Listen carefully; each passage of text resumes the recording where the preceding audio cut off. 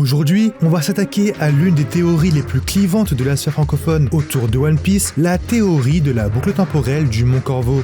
Selon cette théorie, le siècle oublié ne se serait en réalité jamais produit dans le passé. Il s'agirait du présent ou du futur de l'histoire. Les grandes figures légendaires comme Joy Boy, Davy Jones ou encore Ryuma seraient donc les personnages actuels de One Piece envoyés dans le passé entre guillemets afin de créer les mythes que le monde connaît aujourd'hui. Je vais reprendre leurs arguments dans l'ordre chronologique, puis revenir sur plusieurs points problématiques autour de cette théorie, mais aussi autour du Mont Corvo plus largement. Je vous conseille néanmoins de regarder leurs vidéos, dont je mettrai le lien en description. Maintenant que les bases sont posées, on va pouvoir rentrer dans le vif du sujet. Alors, commençons. Le premier grand pilier de leur théorie, c'est l'idée que Laugh Tale n'existerait pas encore. Faire littéralement le tour du monde est impossible à cause de Red Line. En suivant Grand Line, les pirates croisent forcément Red Line plusieurs fois, notamment après Roldstar, la dernière île accessible grâce au log pause.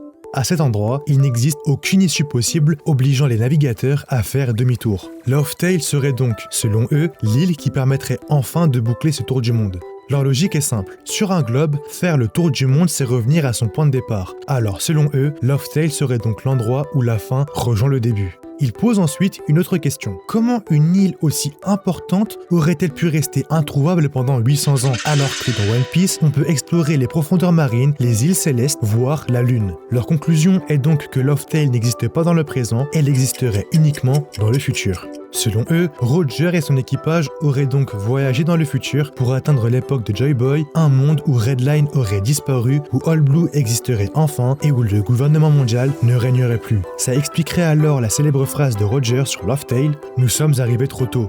Pour appuyer cette idée, ils établissent un parallèle avec les outils de navigation du manga. Les log poses ressemblent à des montres, les Eternal poses à des sabliers, et ça montrerait, selon eux, qu'Oda associe la navigation au temps. Ils comparent aussi Grand Line à une frise chronologique puisque les équipages avancent de manière linéaire, en avant ou en arrière. Ils poursuivent ensuite avec les road poneglyphes. D'après eux, les 4 road poneglyphes ne serviraient pas à indiquer 4 points géographiques dont l'intersection mène à Laugh Tale. Chaque pierre représenterait en réalité une donnée différente. La longitude, la latitude, l'altitude et le temps. Ils relient alors cette idée à la relativité générale d'Einstein avec le concept d'espace-temps. Ils reviennent ensuite sur l'idée que Grand Line représenterait une frise chronologique afin d'expliquer que, contrairement au temps qui serait infini, le monde de One Piece, lui, ne l'est pas. Selon eux, Grand Line formerait donc une boucle et cette boucle mènerait à leur idée principale, la fin de l'histoire serait en réalité son commencement et le siècle oublié correspondrait au futur du récit actuel. On va s'arrêter sur cette première partie et reprendre chaque point un par un. Le premier problème, c'est que cette théorie crée une contradiction qui n'existe pas vraiment dans le manga. À aucun moment, One Piece ne dit qu'il faut faire un tour littéral du globe pour devenir roi des pirates. Le manga dit simplement que Roger et son équipage ont fait le tour du monde. Mais cette expression peut très bien vouloir dire qu'ils ont exploré toutes les mers connues et atteint des terres encore inexplorées. Le récit ne dit jamais qu'il fallait forcément revenir physiquement au point de départ. Le Mont Corvo transforme donc une phrase plutôt symbolique en problème géographique absolu. Comme Red Line empêcherait de revenir au point de départ, Laugh Tale devrait forcément permettre de boucler le tour du monde. Pourtant, il y est seulement dit que Roldstar est la dernière île atteignable grâce au log pause, puis que les road poneglyphes sont nécessaires pour trouver Laugh Tale. Rien n'indique que cette dernière se trouve littéralement derrière Red Line. Concernant maintenant l'argument selon lequel Laugh Tale n'aurait pas été trouvé en 800 ans et n'existerait donc pas dans le présent, ici encore, leur raisonnement repose sur une différence de traitement assez arbitraire entre Roldstar et Laugh Tale. Ils présentent le fait que personne n'ait trouvé Laugh Tale en 800 ans comme une anomalie qui nécessiterait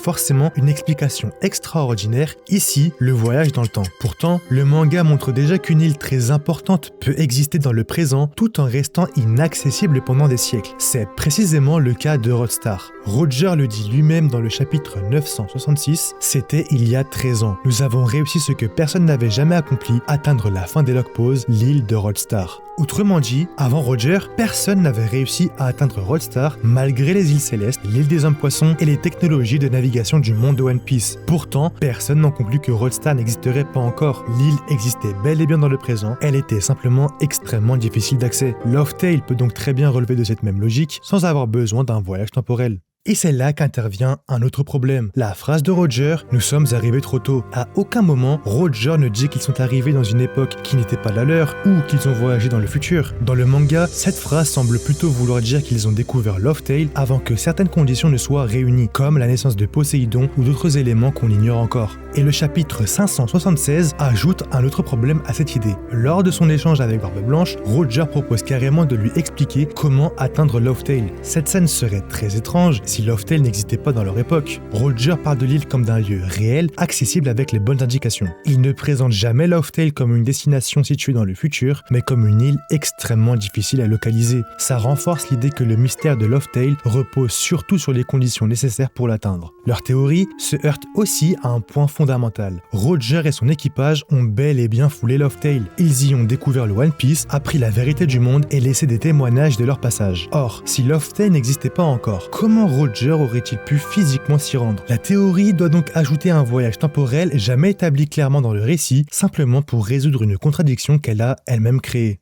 Et là encore, un autre problème. Cette idée entre aussi en contradiction avec les règles temporelles déjà établies dans One Piece. Si Laughtale se trouve vraiment dans le futur, alors Roger et son équipage auraient dû non seulement voyager vers le futur, puis revenir dans leur époque. Or, jusqu'à présent, le seul vrai pouvoir temporel introduit dans One Piece est celui de Kozuki Toki. Et sa limite est très claire, il permet d'aller vers le futur, jamais vers le passé. Leur théorie doit donc introduire une mécanique de retour dans le temps qui contredit même la seule règle de voyage temporel proposée par Oda jusqu'ici.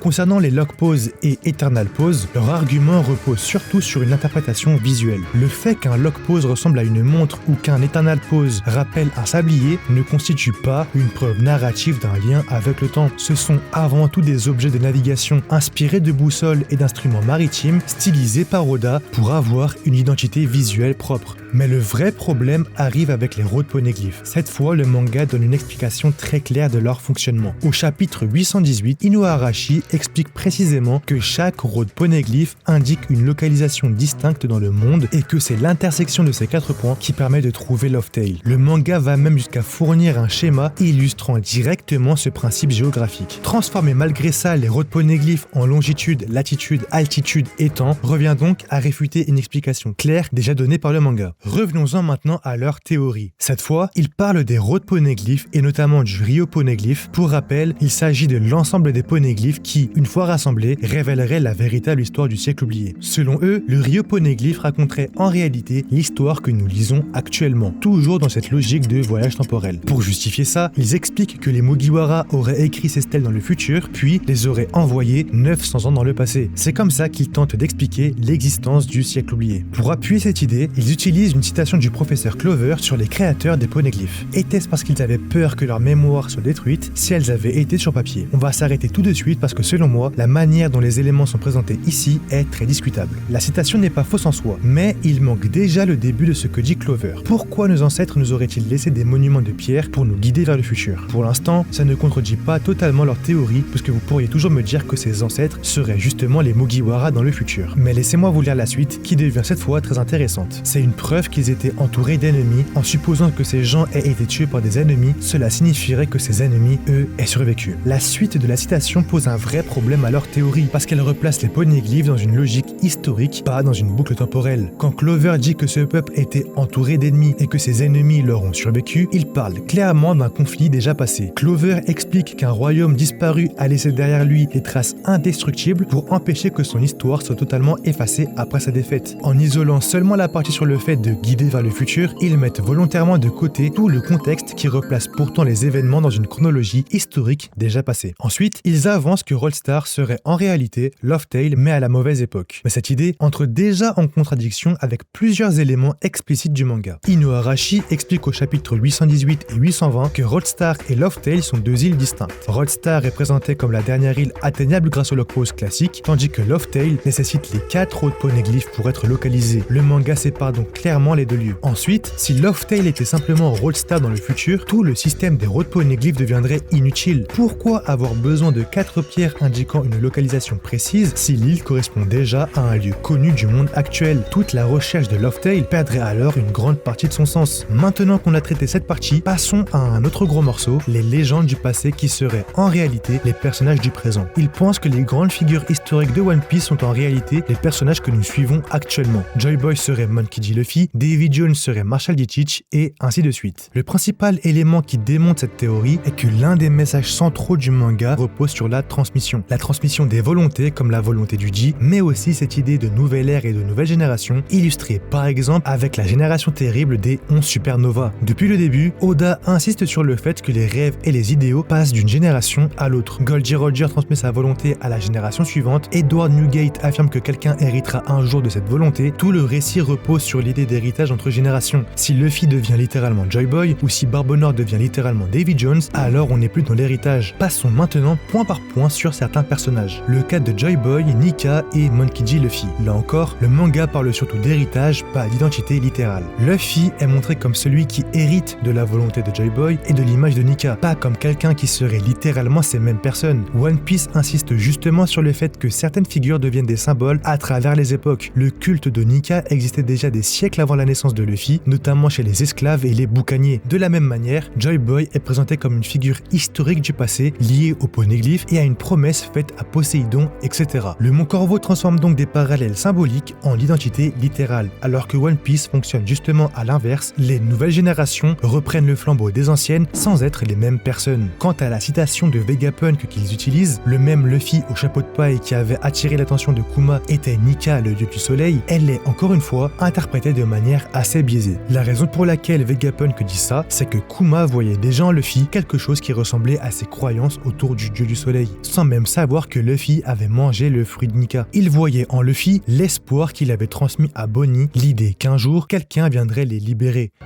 Bonnie, 私は子供の頃から自由になれず苦しんでいる人たちを救えるヒーローになりたかった。解放の戦士ニカのように。ドンドッドッドドンドッドッドドンドッドッドドンドッドッドドンドッドッドドンドッドッド。じゃあさ、私のことも自由にしてくれるの？もちろんだ。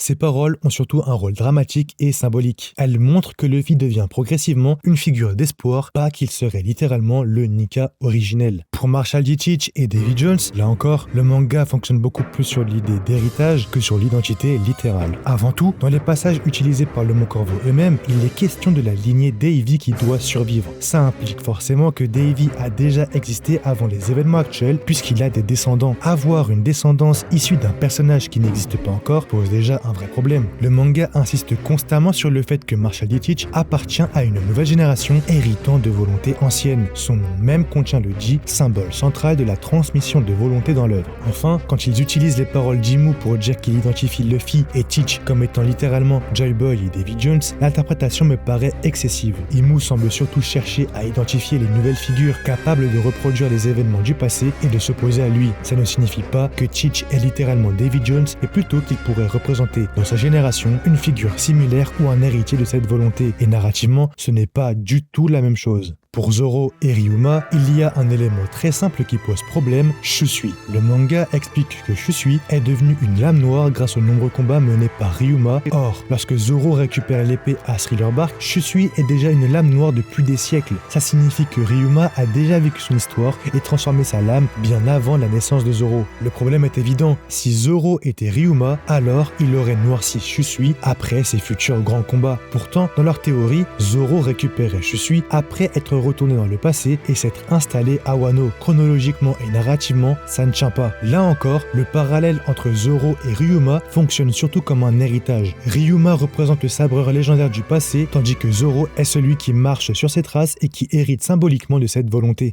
Après ces différents personnages, il faut maintenant parler de celui qui pose selon moi le plus gros problème à la théorie, Imu. Le problème avec Imu, c'est que tout dans le manga le relie à des événements ayant réellement eu lieu dans le passé, pas à de simples prophéties sur le futur. Quand il parle de Nefertari dit Lily, il ne parle pas d'une figure abstraite, il semble parler de quelqu'un qui l'a connu. Le portrait de Lily conservé à Marie-Joise renforce encore cette idée. Le manga nous montre également qu'Imu possède des souvenirs liés à Joy Boy. Or, dans leur théorie, Joy Boy serait Luffy, tandis qu'Imu, lui, ne viendrait pas du futur. Ça crée une énorme contradiction. Comment Imu pourrait-il avoir des souvenirs d'une personne qui, selon leur théorie, n'existait même pas encore? Et ce problème revient dans plusieurs dialogues liés à Imu. Lorsqu'il parle de Davy Jones et de Joy Boy, en désignant Monkey D. Luffy et Marshall D. Teach, il déclare « Vous allez tourmenter Mu encore longtemps, Mu veut Vivi. En réalité, ça a commencé il y a bien longtemps. » Cette phrase donne vraiment l'impression d'un conflit ancien déjà vécu, pas d'une simple lecture du futur. Imu agit comme quelqu'un hanté par son passé. Même chose avec Ragnir lorsque Imu lui dit « Ragnir, tu as attendu un nouveau maître pendant tout ce temps », ce à quoi Ragnir répond « Je suis nostalgique ». Toute cette scène repose sur l'idée d'un passé commun, de souvenirs et d'une attente qui dure depuis des siècles.